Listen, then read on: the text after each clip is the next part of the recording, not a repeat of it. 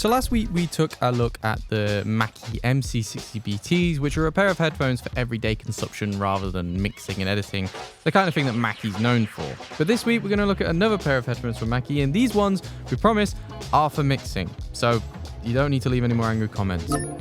This video is made by Radio.co. To start your free Radio.co trial in seconds, head to Radio.co and click on the pricing page. So we've already done an unboxing of the MC-450s, but basically the MC-450s are an open back pair of headphones with very few frills and features. They're $199, which is a very good price in comparison to other open back headphones on the market, and Mackie claim they offer incredible clarity and detail with 42mm transducers, which should provide an accurate reproduction of your music. In terms of specs, you've got a frequency response of 20 Hz to 20 kHz, an impedance of 54 ohms, transducer size of 42mm, a sensitivity of 101 decibels, and the weight comes in about 350 grams. So now is probably a good time to actually explain what open back means. So when you're mixing and editing, you basically want the most accurate representation of how your sound sounds. Open back headphones allow air to pass through the headphones, which stop any clarity and frequencies getting lost in the diaphragm of the headphones themselves.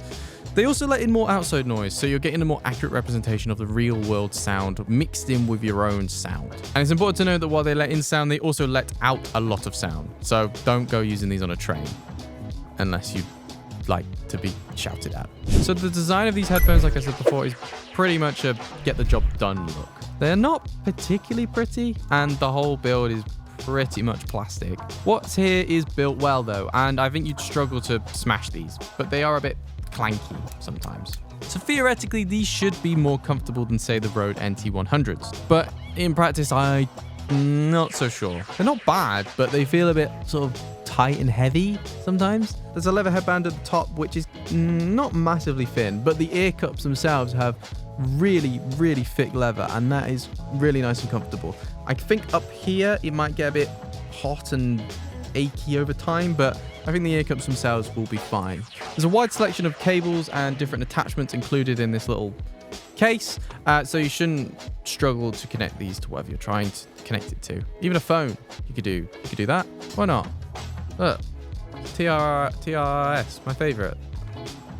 One day I'll be able to say it. There's also a case included, which is nice and tough, but it's bigger than most studio apartments in Manchester, so I can't imagine anyone using this very often. So the most important part is how do they sound, and I think this is where they really shine. As expected from Mackie, latency is extremely good, and these will shine in the studio. There's good highs and lows, but they especially work well in the mids. I've seen a few reviews saying that the bass is lacking, and while it is nothing to write home about, I don't think it's bad. You do need to crank the volume up a bit to like really feel it and hear it, but I mean, it's open back. That's kind of the whole thing. Because these are open back, you'll obviously want to use these in a quiet space or a studio, as they let in a lot of ambient sound. I will say though that I'm probably not the best person to review these because I'm not keen on the open back vibe in general. I completely understand those that do, but the isolation you get from the likes of the NT100s just helps me focus much more when editing, and I'd much rather use them and then maybe at the end of the process use an open back pair or just a speaker to hear the more natural sound when about to export.